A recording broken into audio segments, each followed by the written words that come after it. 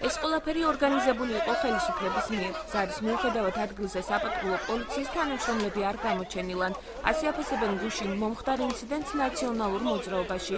თვალსაჩინოებისთვის გიორგი კირთაძემ ინციდენტში მონაწილე ორი პირის ფოტო წარმოადგინა, რომლებიც ქართული ოცნების მერობის კანდიდატის წინასაარჩევნო შეხვედრებს ესწრებოდნენ. ეს ყველაფერი იყო ჩემი აზრით ქართული ოცნების ხელისუფლების მიერ ორგანიზებული და მოწყობილი. ამის ყველაზე ნათელი გამოხატულება ალბათ იყო ის, რომ უმაღლესი საბჭოს დეპუტატმა ქალბატონმა ასმად დიასამიძემ გუშინვე დარეკა 112-ში ინციდენტის დროს და მთელი 40 წუთის განმავლობაში მიმდინარეობდა მეგონი ეს დაძაბულობა და არც საფუძვლო პოლიციის და არც ზოგადად შინაგან საქმეთა სამინისტროს არც ერთი თანამშრომელი ადგილზე არ გამოჩნდა. ინციდენტში მონაწილე დავით ლორი ადასტურებს, რომ გიორგი ერმაკოვის მხარდამჭერია, თუმცა შეხვედრაზე არა პარტიის სახელით, არამედ კითხვებზე პასუხის მისაღებად მივიდა.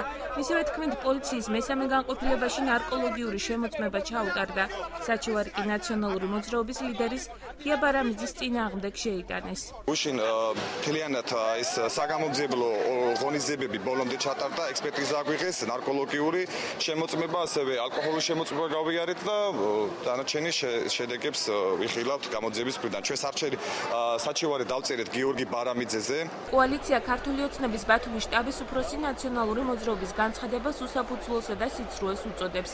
ირაკლი ჭეიშვილი უარყოფს იმ ფაქტს, რომ აღნიშნული პირები ქართული ოცნების წევრები არიან. არც ჯემალ დუადე და არც დავით ლორი არ არის ქართული ოცნების წევრი და შესაბამისად არც ჩვენ შტაბში არ დადიან. საპირისპირო საქმეებს პარტიის მერობის კანდიდატი გიორგი ერმაკოვი აღიარებს, რომ დავით ლორია მისი მხარდამჭერი.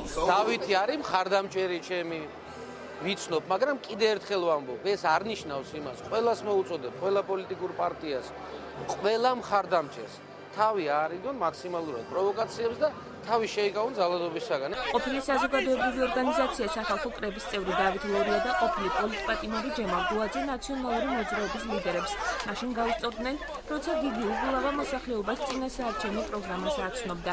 ინციდენტის დროს დაზიანდა ჩვენი გადამღები ჯგუფის შტატივიც. ვერ გეტყვით ვინ იყო, მაგრამ კადრებში კარგად ჩანს დაგვიზიანეს შტატივი, მიუხედავად იმისა, რომ ვეცადე გადაგვერჩინა. ეს ყველაფერი გრძელდებოდა 10 წუთის განმავლობაში, შეიძლება იყოს მეტიც, მაგრამ სამართალდამცავი ორგანოების წარმომადგენლები ადგილზე არ მოსულან. როგორც ჩანს, ჟურნალისტები არაფრით დაცული შტატივი ორივე მხარემ გამოიყენა როგორც საბრძოლო იარაღი. ასე აფასებს ფაქტს სხვადასხვა მედია საშუალებების წარმომადგენლები. თქვენი შტატივი ორივე მხარემ გამოიყენა როგორც საბრძოლო იარაღი. ამას ყველაზე ახლოდან იღებდა ჩემი ოპერატორი, რის გამოც ხელით შეეხო კამერას ინციდენტის ერთი მონაწილე.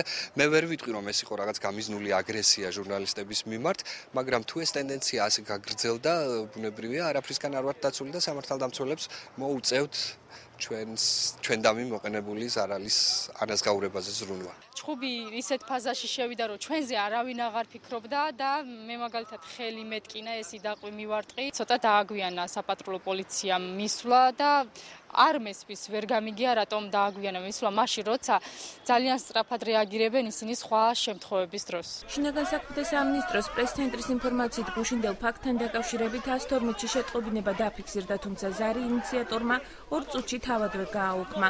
უწყებაში აცხადებენ, რომ ცემის ფაქტზე 125 მუხლით გამოძიება უკვე დაწყებულია.